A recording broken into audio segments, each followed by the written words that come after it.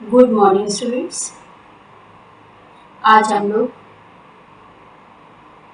जानेंगे कि अनुच्छेद कैसे लिखा जाता है। यद्यपि आप 6-7 से लिखते आ रहे हैं अनुच्छेद को और कुछ भी लिख डालते हैं, तो पहले हमको ये जानकारी होनी चाहिए कि अनुच्छेद लिखा कैसे जाता है और हमको क्या क्या सावधानियां रखनी चाहिए अनुच्छेद लिखते समय। तो अनुच्छेद क्या होता है? अनुच्छेद शब्द को अंग्रेजी में पैराग्राफ कहा जाता है। अनुच्छेद लेखन के अंतर्गत किसी विषय विशेष पर संक्षेप में अपने विचार व्यक्त करने होते हैं। विचार व्यक्त करते समय ये ध्यान रखा जाता है कि विषय से संबंधित सभी प्रमुख बातों का समाहार हो जाए। जो भी हम टॉपिक लिख रहे हैं उसमें सारी मुख्य मुख्य बातें आ जाएं। दूसरे शब्दों में किसी घटना, दृश्य अथवा विषय को संक्षिप्त किंतु सारगर्भित ढंग से जिस लेखन शैली में प्रस्तुत किया जाता है। कोई भी घटना आपने देखी है, कोई दृश्य देखा हो, उसको संक्षेप में छोटे रूप में जिस लेखन शैली में प्रस्तुत किया जाता है उसे अनुच्छेद लेखन कहा जाता है। और अनुच्छेद निबंध का ही संक्षिप्त रूप होता है।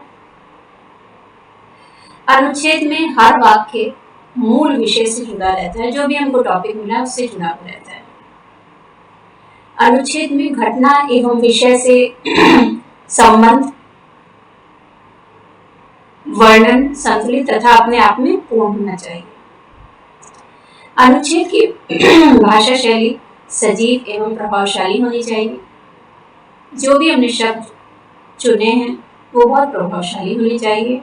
शब्दों के सही चयन के साथ जो शब्द भी हमने चुने, जो शब्द चुने हमने पैराग्राफ राइटिंग के लिए, अनुच्छेद लेखन के लिए, तो उसमें हम क्या प्रयोग कर सकते हैं? मुहावरों का भी प्रयोग कर सकते हैं, लोकोक्तियों का प्रयोग कर सकते हैं। इससे अनुच्छेद की सुंदरता बढ़ जाती है और पाठक के मन को प्रभावित भी करता है। जो भी आपका उस पैराग्राफ को पढ़ता है, उस अनुच्छेद को पढ़ता है, वो प्रभावित हुए बिना नहीं रहता है। अनुच्छेद में प्रायः एक वाक्य से दूसरा वाक्य बंधा होता है।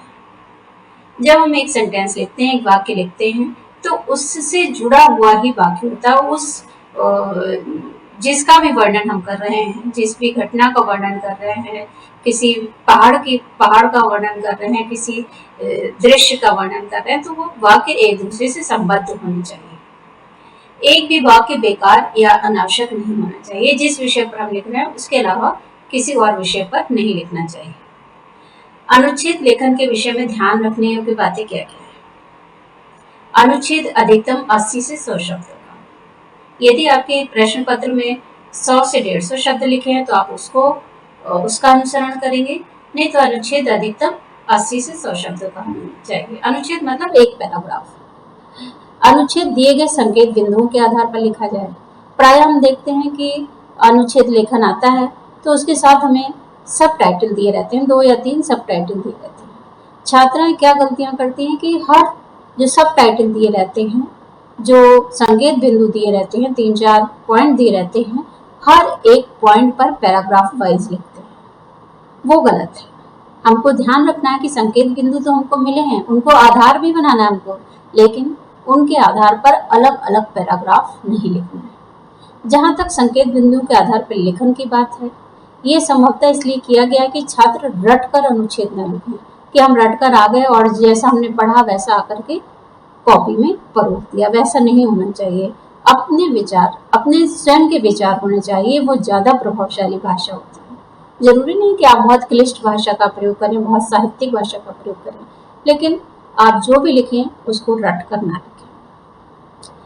उनमें यह योग्यता विकसित होनी चाहिए कि वे दिए गए संकेत बिंदुओं पर अपने विचार व्यक्त कर सके। छात्र छात्राओं में ये योग्यता होनी चाहिए कि जो भी आपको सब टाइटल दिए गए हैं, जो संकेत बिंदु दिए गए हैं किसी विषय से संबंधित, उस पर आप अपने विचार व्यक्त कर सके। ये क्षमता होनी चाहिए बच्चों में।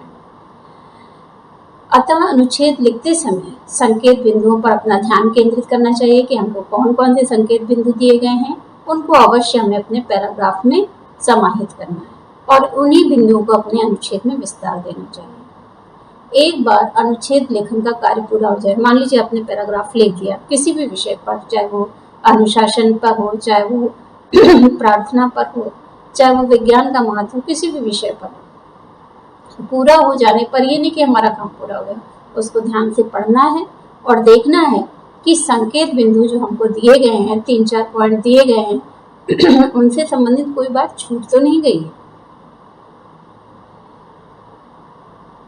नेक्स्ट पॉइंट क्या है? अनुच्छेद की भाषा सरल एवं स्पष्ट होनी चाहिए। इससे पहले भी अभी हमने आपको बताया कि क्लिष्ट भाषा का प्रयोग नहीं करना चाहिए, और क्लिष्ट भाषा के लिखते समय प्रायः वर्तनी गलत लिख देते हैं, तो इसलिए जो लिखें सरल और स्पष्ट लिखें। ऐसा नहीं कि बहुत कठिन भाषा का प्रयोग करके ही हमको अच्छे नंबर मिल सकते हैं।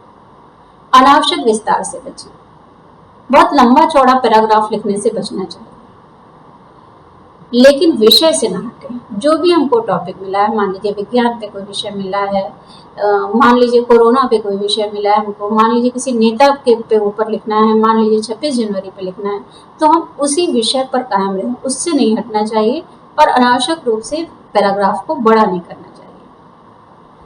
और क्या स्मरण करने योग्य बात है कि हम एक ही बात को बार बार न दोहराएं। अपने पैराग्राफ को बड़ा करने के लिए, अपने अनुच्छेद को बड़ा करने के लिए हमको बार बार नहीं दोहराना चाहिए, एक ही बात को बार बार नहीं दोहराना चाहिए। इससे क्या होता है, जो परीक्षक होता है, जो उसको चेक करता है, जो उसको देखता है, उसको उलझन होने लगती है कि बच्चे ने क्या लिखा है।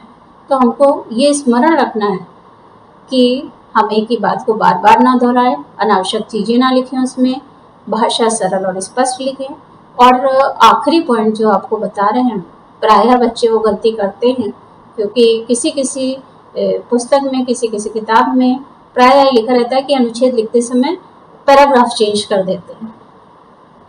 अनुच्छेद लिखने का ये नियम है कि अनुच्छेद का मतलब ही है कि हमको एक पैराग्राफ में अपनी पूरी बात कहनी है और हमको पैराग्राफ नहीं बदलना है।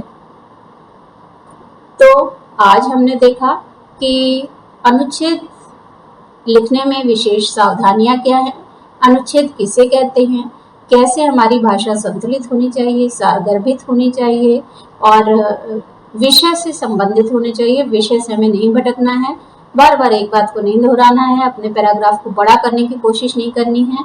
जितने मुख्य रूप से हमको जितने शब्दों के लिए, जितने शब्दों का पैराग्राफ लिखने की बात कही गई हो, मान लीजिए 80 से 100 शब्द दिए गए हों या 100 से 120 या 150 शब्द दिए गए हों, तो हमको शब्दों की संख्या भी विशेष रूप से ध्यान में रखनी चाहिए।